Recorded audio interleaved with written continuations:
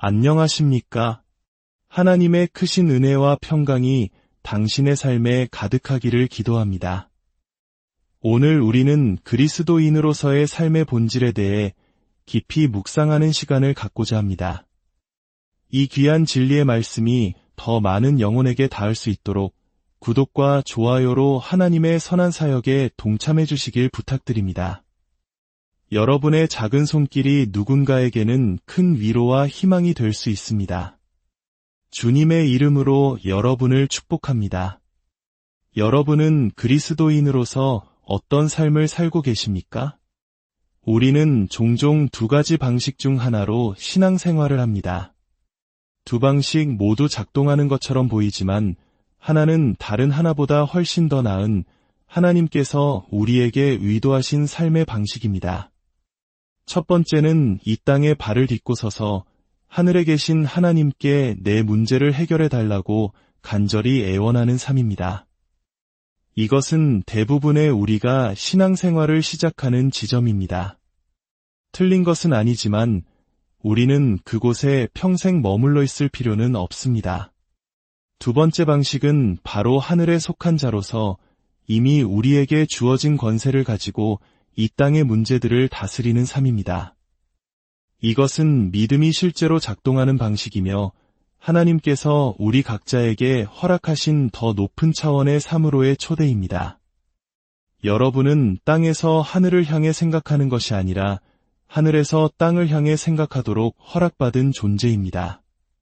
오늘 우리는 바로 이 부활의 마음, 즉 하늘에 속한 자의 생각으로 살아가는 법에 대해 성경 말씀을 통해 깊이 탐구하고자 합니다. 이 시간이 여러분의 생각과 삶을 변화시키는 거룩한 전환점이 되기를 소망합니다. 부활절이 우리에게 주는 의미는 무엇일까요?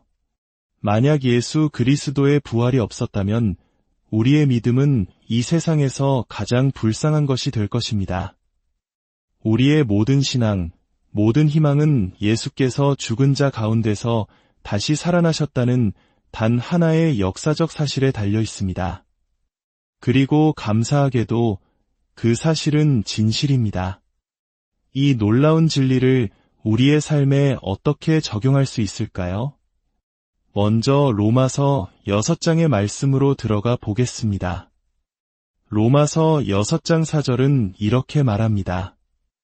그러므로 우리가 그의 죽으심과 합하여 세례를 받음으로 그와 함께 장사되었나니 이는 아버지의 영광으로 말미암아 그리스도를 죽은 자 가운데서 살리심과 같이 우리로 또한 새 생명 가운데서 행하게 하려 함이라. 이 말씀은 매우 심오한 진리를 담고 있습니다. 예수 그리스도께서 아버지의 영광으로 죽은 자 가운데서 살아나셨음을 믿는다면 그와 동일한 능력으로 우리 또한 새 생명 가운데서 살아가야 한다는 것입니다. 이것은 단순한 비유가 아니라 우리에게 주어진 영적 실체입니다. 바울은 여기서 멈추지 않고 11절에서 한 걸음 더 나아갑니다. 이와 같이 너희도 너희 자신을 죄에 대하여는 죽은 자요 그리스도 예수 안에서 하나님께 대하여는 살아있는 자로 여길지어다. 여길지어다, 즉 그렇게 생각하고 간주하라는 명령입니다. 이것은 우리의 생각의 중요성을 강조합니다. 여러분이 예수님의 부활과 그 보혈의 능력을 믿는 것과 똑같은 확신을 가지고 나는 죄에 대해 죽었다는 이 거룩한 사실을 받아들여야 합니다. 이것은 긍정적인 생각의 힘 같은 것이 아닙니다. 이것은 하늘나라의 법정에서 이미 선포된 진실에 우리의 생각을 일치시키는 것입니다. 우리의 마음, 즉 생각은 끔찍한 리더이지만 아주 훌륭한 학생입니다. 마음 자체에서 믿음이 나오는 것이 아니라 마음은 성령님께서 가르치시는 진리를 배우고 따를 때 강력한 힘을 발휘합니다. 새롭게 된 마음은 믿음이 흘러갈 수 있는 강둑과 같습니다. 하늘의 관점으로 생각할 때 하늘의 능력이 우리의 삶에 흘러들어올 수 있는 통로가 열리는 것입니다. 그렇다면 이 하늘의 관점, 부활의 마음은 구체적으로 무엇을 의미할까요? 골로새서 2장으로 넘어가 보겠습니다. 골로새서 2장 13절부터 15절까지의 말씀은 우리에게 주어진 승리의 법적 근거를 명확하게 보여줍니다. 또 범죄와 육체의 무할례로 죽었던 너희를 하나님이 그와 함께 살리시고 우리의 모든 죄를 사하시고 우리를 거스르고 불리하게 하는 법조문으로 쓴 증서를 지우시고 제하여 버리사 십자가에 못 박으시고 통치자들과 권세들을 무력화하여 드러내어 구경거리로 삼으시고 십자가로 그들을 이기셨느니라. 이 말씀을 그림처럼 상상해 보십시오. 우리를 고소하던 모든 죄의 목록, 우리를 정죄하던 율법의 모든 요구사항이 적힌 문서가 있었습니다. 그러나 하나님께서는 그 모든 것을 가져다가 예수님의 십자가에 함께 못 박아 버리셨습니다. 우리의 죄와 정죄는 예수님과 함께 십자가에서 죽었습니다. 더 나아가 예수님께서는 모든 어둠의 권세, 즉 사탄의 세력을 완전히 무장해제시키셨습니다. 그들의 무기를 빼앗고 우리를 고소할 수 있는 모든 영적 권위를 박탈하셨습니다. 그리고 그들을 마치 전쟁에서 승리한 장군이 포로들을 이끌고 개선 행진을 하듯 공개적인 구경거리로 삼으셨습니다. 예수님께서 그들의 포로가 된 것이 아니라 그들이 예수님의 포로가 된 것입니다. 이것이 바로 십자가에서 일어난 일입니다. 이것이 바로 우리가 받은 복음의 핵심입니다. 우리는 종종 이 진리를 언젠가 우리 삶에 이루어지기를 바라는 희망사항으로 생각하는 경향이 있습니다. 하지만 성경은 이것이 이미 우리를 위해 성취된 사실이라고 선포합니다.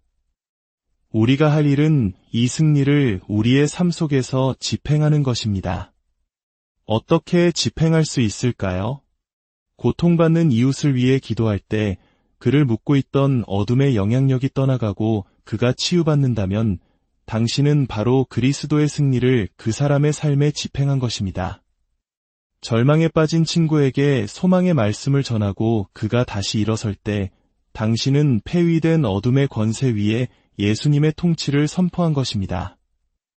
이 놀라운 승리는 예수님께서 십자가에 달려 돌아가시고 부활하시기까지의 사흘 동안 영적인 영역에서 무슨 일이 있었는지를 이해할 때 더욱 명확해집니다.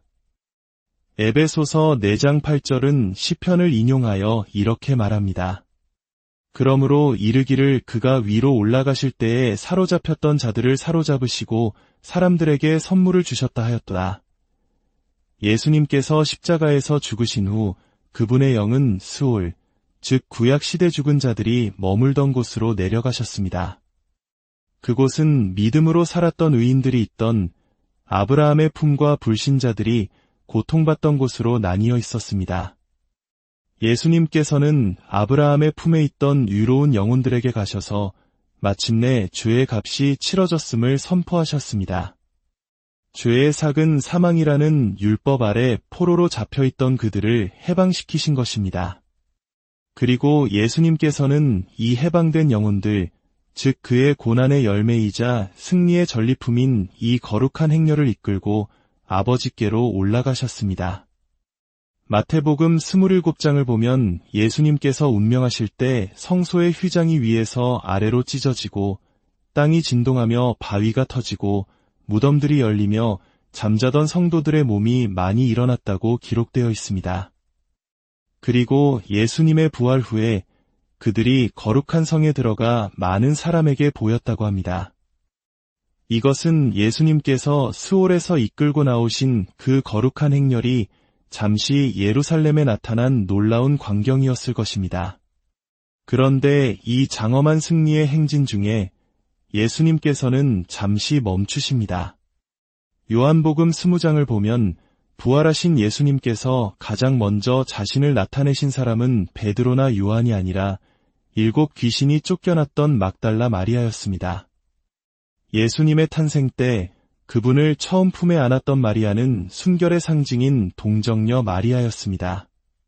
그러나 예수님의 부활 후 새로운 시대를 여는 첫 증인이 된 마리아는 놀라운 은혜의 상징인 막달라 마리아였습니다. 이것은 율법의 시대가 가고 은혜의 시대가 도래했음을 보여주는 하나님의 위대한 선포입니다.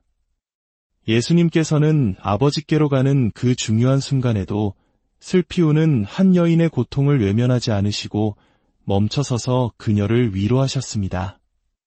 이것이 바로 우리를 향한 그분의 사랑입니다. 이제 이 모든 위대한 진리를 우리의 삶으로 가져와 봅시다. 골로새서 3장 1절에서 4절은 우리에게 이렇게 명령합니다. 그러므로 너희가 그리스도와 함께 다시 살리심을 받았으면 이의 것을 찾으라. 거기는 그리스도께서 하나님 우편에 앉아 계시느니라. 위의 것을 생각하고 땅의 것을 생각하지 말라.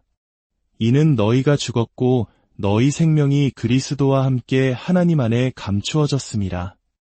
우리 생명이신 그리스도께서 나타나실 그때에 너희도 그와 함께 영광 중에 나타나리라. 그리스도의 부활은 곧 당신의 부활입니다. 당신의 옛사람은 그분과 함께 십자가에서 죽었고 이제 당신의 진짜 생명은 그리스도와 함께 하나님 안에 안전하게 감추어져 있습니다. 그러므로 우리는 하늘에 속한 것들을 갈망하고 우리의 생각을 하늘의 실체들로 채워야 합니다. 세상의 문제와 염려가 아니라 모든 권세와 영광 가운데 보좌에 앉아 계신 그리스도와 그분의 나라를 바라보아야 합니다. 이것이 바로 부활의 마음입니다. 이것은 우리가 힘써 노력해서 얻어내는 것이 아니라 이미 우리에게 주어진 진실을 믿음으로 받아들이고 그에 맞게 생각하는 훈련입니다. 예수님께서는 요한복음 3장에서 니고데모에게 이렇게 말씀하셨습니다.